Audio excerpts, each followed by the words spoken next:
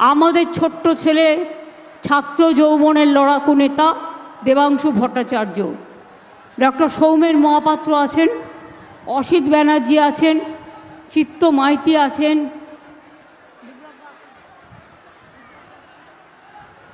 বিপ্লব রায়চৌধুরী আছেন, জ্যোতির্ময় কর আছেন, অখিল গিরি আছেন, সুকুমার। হাতে 4 দিন করে প্রচারের টাইম পাবেন, 8টা করে ইলেকশন হবে।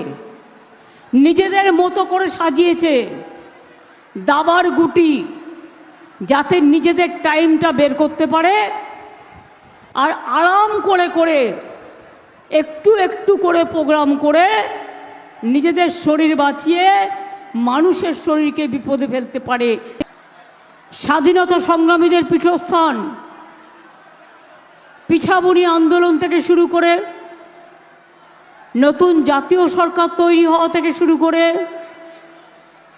ঈশ্বরচন্দ্র বিদ্যাসাগরের জেলা থেকে শুরু করে যখন অবিভক্ত জেলা ছিল, ক্ষুদিরাম, সতীশচন্দ্র সামন্ত, সুশীল ধারা, বীরেন্দ্রনাথ শাসমল থেকে শুরু করে একাধিক ব্যক্তি এই জেলায় বিভিন্ন সামাজিক কর্মসূচি, রাজনৈতিক কর্মসূচি, স্বাধীনতার কর্মসূচির জন্য জীবন পর্যন্ত দিয়েছেন।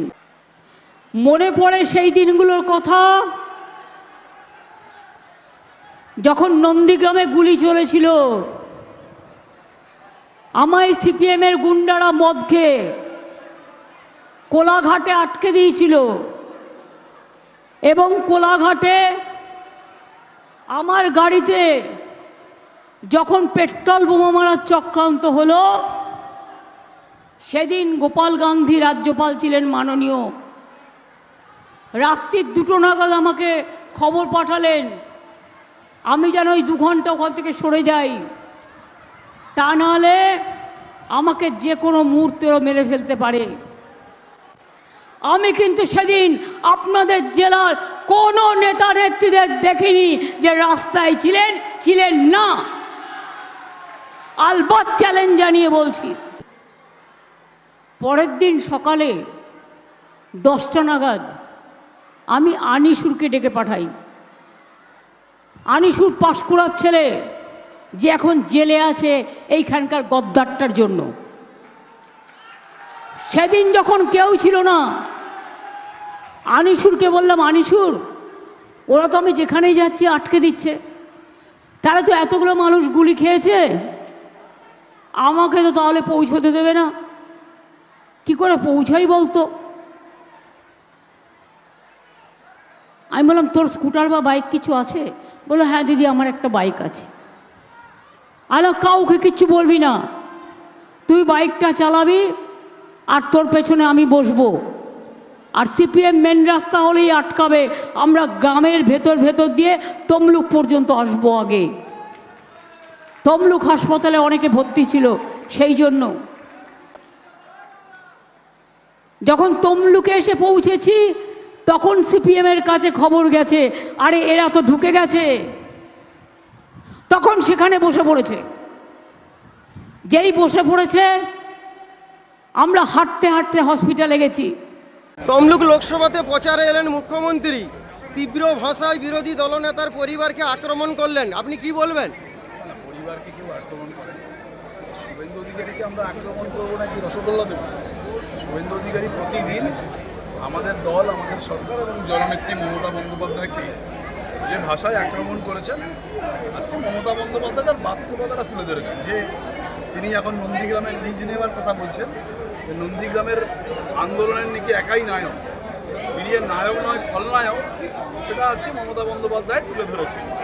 নন্দীগ্রামের আন্দোলন করতে গিয়ে মমতা বন্দ্যোপাধ্যায়কে কী কী ফেস করতে হয়েছিল সেটা তুলেছেন। আর তার পরিবার তুলে আর আন্দোলন আক্রমণ করার কোনো প্রয়োজনীয়তা নেই না। আজকে এত মানুষের জনবিস্ফোরণ আজকে প্রমাণ করছে, জনগর্জন আজকে প্রমাণ করছে, লেখা হয়ে গেছে যে 25 তারিখ কী হবে, এবং আগামী 4ঠা জুন ব্যালট খুললে জোড়া ফুল, শুধু জোড়া ফুল দেখতে পাবে, আর শুভেন্দু চোখে সর্ষের ফুল দেখবে, এবং রাজনৈতিক ইতি ঘটবে শুভেন্দু অধিকারী।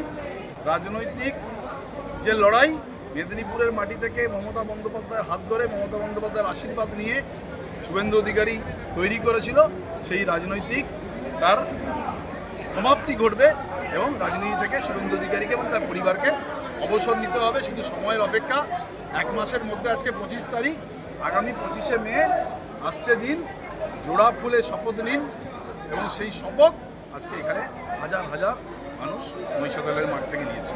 আপনার ডেজিনেশন? আমি আতি সাংগঠনিক তৃণমূল যুব কংগ্রেসের সভাপতি সুপ্রকাশ গিরি এবং আতি পৌরসভার চেয়ারম্যান। আমরা আচ্ছা, সনাতন ধর্মকে নিয়ে শুভেন্দু অধিকারী প্রচুর ব্যস্ত, কি বলবেন? সনাতন ধর্ম তো কারো ব্যক্তিগত নয়। সনাতন ধর্ম চিরন্তন, চিরশাশ্বত, চির অমর।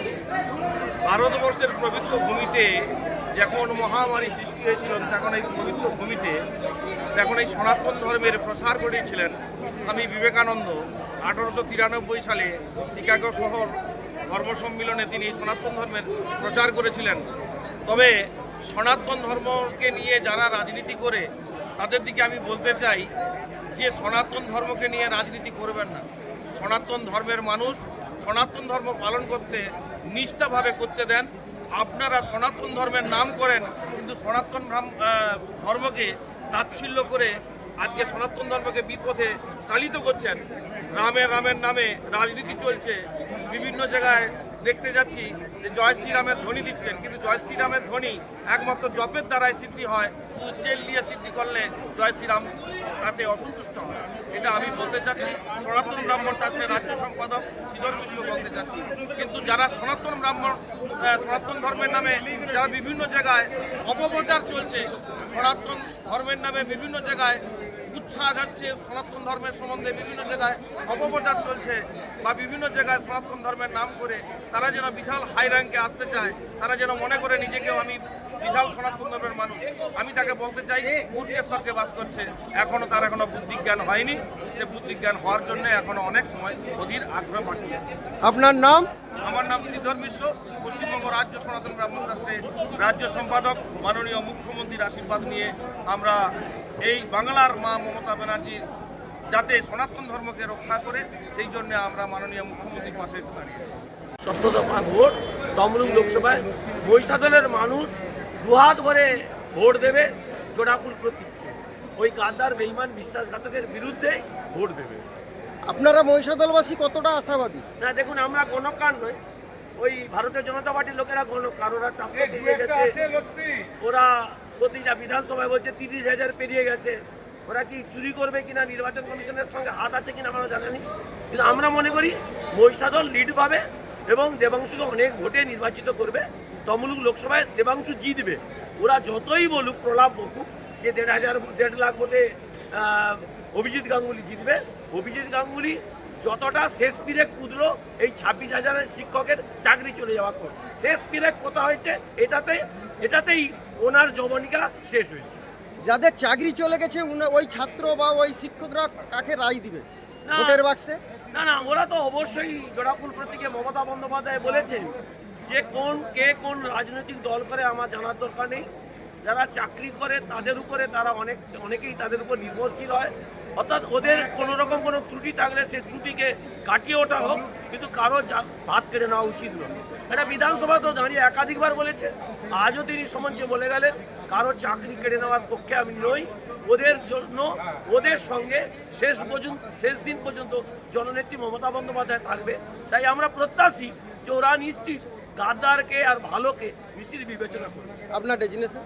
তিলক কুমার চক্রবর্তী, বিধায়ক মহিষাদল।